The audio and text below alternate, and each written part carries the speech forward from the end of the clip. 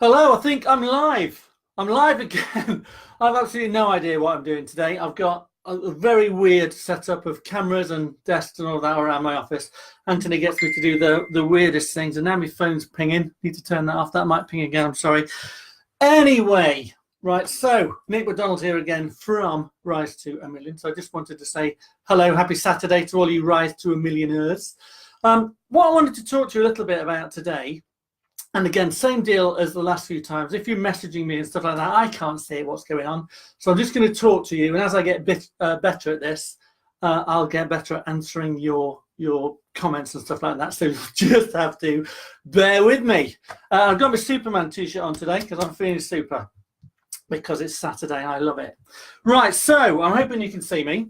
What I want to talk to you about today is follow-up. And is about the amount of money that you're probably sitting on in your business right now that you haven't necessarily properly really thought about or understood how you can go and get it. And we do this. I was doing this with one of our customers the other day, and we found thousands and thousands of dollars. I've said in the little description, between $50,000 and $100,000, and people think, yeah, sure, but actually that's exactly what we found. So there's quite a lot of places you can look for money, and these are just four, right? So I'm just going through them with you one at a time. So you've got missed service agreements, right? So if you would have been out this week or this month, you would have been in people's properties talking to your customers, and you would have had an opportunity to sell them a maintenance agreement or a service agreement. Now, how many service agreements have you actually sold this last week? It's Saturday, so like from Monday to now, how many have you sold? And then what do you think that would be worth? And then how many opportunities did you not take to sell a service agreement or a maintenance plan or whatever it is that you choose to call it? And what's that actually cost you as far as dollars are concerned? Because when you think about this, and really all of this stuff is all about, I don't know if you can see me, I'll disappear off the screen a minute, it's lifetime value. All of this is lifetime value stuff. So if you just think about, what's your average customer worth to you, and what is, you would get them on a service plan, and then they'd stay on the service plan for a year, 2 years, 3 years, wherever it might be. What are they going to be worth to you when you go and do the service and repair, because you pick all that up as well? And then eventually, at some point in the future, you're going to pick up their new install because they love you and they know, like, and trust you. So understanding what your lifetime value is, really, of your customers, really makes this a worthwhile thing to do. So just think about this. So I'll just write these four things out. I've done a training on this actually earlier on in the week, but I'm not sure everybody saw it, which is why I'm going live today.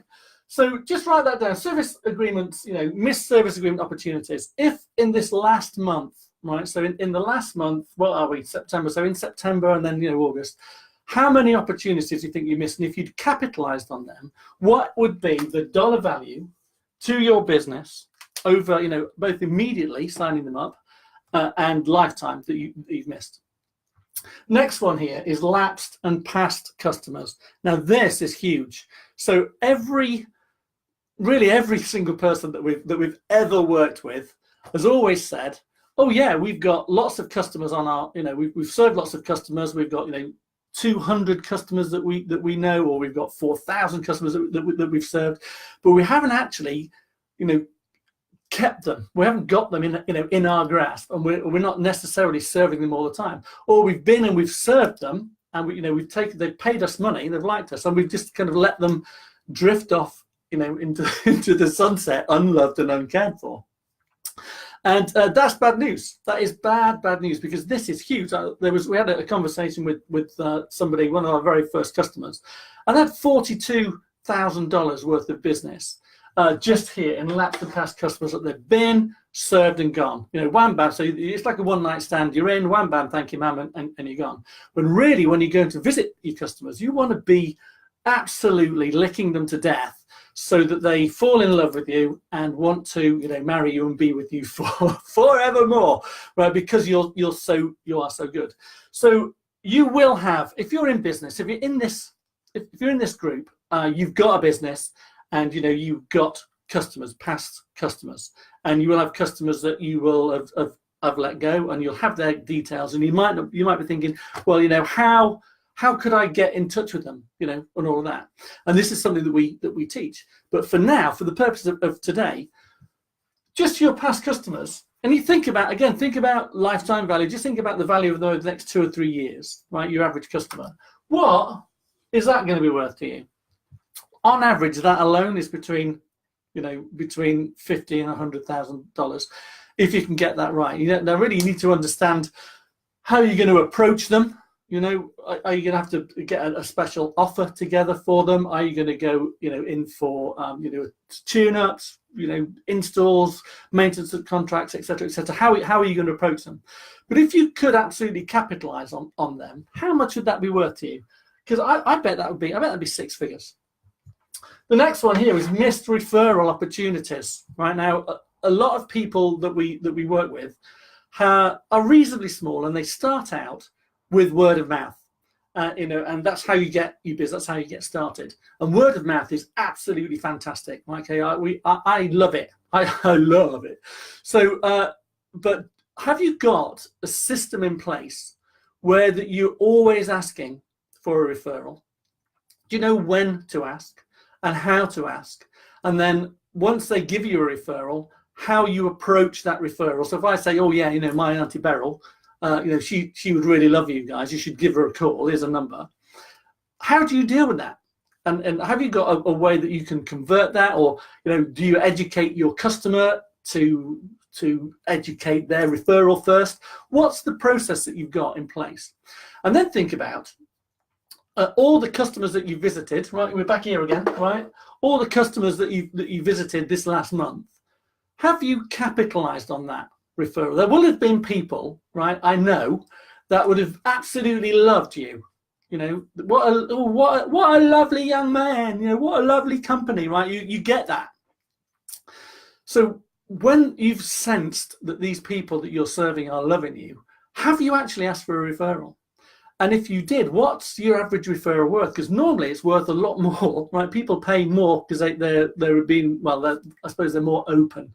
The statistics are people that come from a warm referral are 31% more likely to spend, they're more likely to spend 31% more with somebody that's been referred to them from a friend. So what is your opportunity there? So even if you just think, what's your current hit rate now on referrals? So for every 100 jobs you do, or for every 10 jobs you do, how many referrals do you get? And if you were to really focus on that and look at how you could improve, if it was like 10% or 5%, if you could double that, or if you could just increase it a little bit, how much of a difference would that make to you? Because then you're not just going to get them just for that job.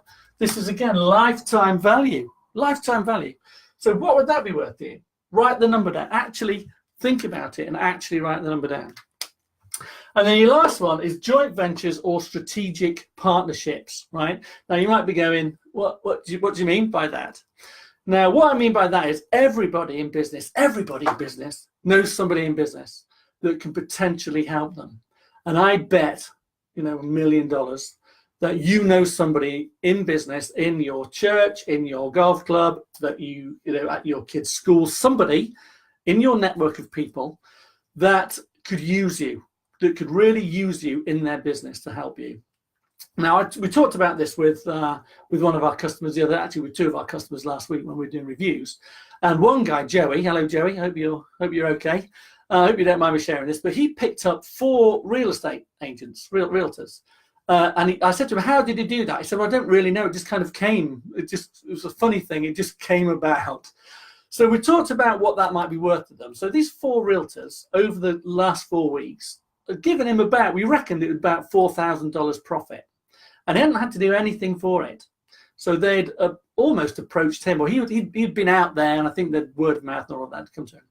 So I said to him, well, if you were to get 4 more realtors, that each of them are averaging $1,000 profit a month. So that's potentially, $12,000 profit, a year per realtor. If you've got 4 more of them, that's another 50 grand. You're on 100 grand of, referred business to you from, that particular niche in your town. And, he said that, I think it's lanyap, he said, that's a bit of free money on the side, a little bit extra, lanyap. So that's what they say down in New Orleans. So that just for him, just thinking about that, and then we talked about, okay, how would you do that? What's your approach going to be? Because how are you going to position yourself to to get that? So, and also like strategic partnerships, there may well be builders. You will know a builder. You'll know a builder, right? Or you'll know somebody in that trade that are building houses, or you'll know landlords that have big apartment blocks and stuff like that. You'll know somebody that you might want to get into like a joint venture with, or as I say, a strategic partnership, which is basically you're helping them, or you're going to give them premium service for normal price or something like that. Something you scratch my back and I'll scratch yours kind of thing. Not very many people really think about that, and your community and your network is that's one of the places where the money is, because again, it's all referral, it's all people. So think about that, and just think about, well, a bit like Joey did, he just thought, I'll just pick them up. But when we looked at the actual dollar value and the lifetime value, right, of these relationships, it's potentially 100 grand a year, just from getting out there, shaking people's hands, and presenting yourself in a particular way. So a lot of this, all of this really is about follow-up. So how can you recover this? Well, you can phone them up. If you've missed service opportunities in the last month, and if you've been in my house in this last month, and you've missed selling me a service opportunity, but I've been all right, I've been pleased with your service, phone me up and ask me, or write to me and ask me. Obviously you need to think about how you're going to do that. But what would the dollar value be if you just got 10% of those people, or 20% of those people? Or what if you had a real no-brainer offer and everybody said, yes, that would be fantastic, thank you. What about your lapsed customers? Really think about how could you recover that? Is that a phone call? Is that an offer? Is that an email? Is it a handwritten letter? How many have you got? Have you looked at your past customers and you've worked out, well, actually, these are the people that I've done installs for. These are the people that we just did tune-ups for. Have you segregated all of that if you've got that information? And have you got a different approach for each one of those? And then if you were to capture 10% of those people, and you considered the lifetime value of your customers, what would that be worth in dollars? You will be rich. Okay, so you're wondering what I'm going to do in the winter. That is what you can be doing. That is what you can be doing in the winter. So this really here, this I think is your lapsed past customers, and also your JVs. Can you see that? Yeah, there's probably, out of the two, they're the biggest opportunities. And if you can get a predictable system in place where you can close 100% of people, you come to my house, you go to my Auntie Beryl's house, and you do a great job, and then you position your maintenance agreement or your service agreement, we teach you a great way to do that. But if you can do that, and you can sign up 100%. We've got one guy, he's signing up 100% of the people he goes to see. If he's got an intention to sell it, he'll sell it, right? And that's actually put about $3,500 a month of recurring residual income in his bank account every single month. He's been doing it for 2 months. So it really is possible getting them to pay monthly. So just think about that. Really, and a lot of people come here and they think, what I need is my phone to ring more. I need more leads. And that's it. It's that simple. Well, if you think strategically about your business, about the opportunities that you've got, about this, think about this. These are just 4. There's loads. I think we've got 7 or 8, 9 that you can look at. But these are the ones that you're going to get the biggest bang for your buck. And immediate cash as well. This is immediate cash. This is not long-term nurturing. This is, sell it now, get the cash now. Do the deal now with the JV guy, get the cash now. So think about this. So if you're watching this and you haven't written down what your opportunities are, and more importantly, what you think the dollar value would be over the next 12 months, and then the lifetime value of that customer, whatever your lifetime value is, well, I would implore you to do that, because I would bet, I'd be really interested actually if you do that, if you put in the comments below, if you want to do that, what you think your total, so if you were to total this up now here and have a total, I'm going to say 100,000. I'm hoping it's going to be 100,000, right? And just total it up, and then just put that figure in the comments below and just say, well, actually, if I really could capitalize on all this opportunity, then the net amount of cash or profit that I would make potentially is whatever it might be. Now, you might be small and starting out, so that might be, it might be a few grand. You might have been in business for a long. I spoke to somebody the other day. They've been in business for 17 years and had about 4,000 or 5,000 customer details that hadn't done anything with. So if you're in that situation, you don't need to advertise. You just need to tell everybody. You just need to really mine your customer base. This is what this is really all about.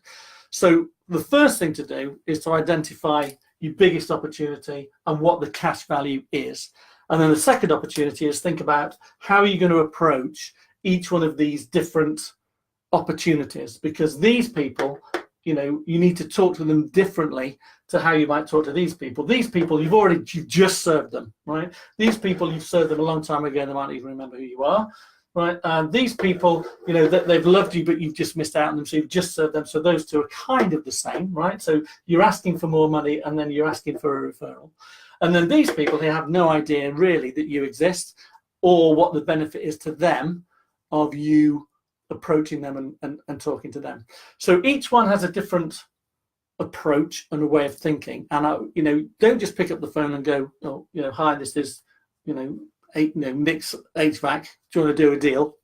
Think about it. Think about who can introduce you if it's a JV or strategic partnership. Think about who's in your area, who is in your area into the kind of stuff that you want to do. So just think about that and think about your approach.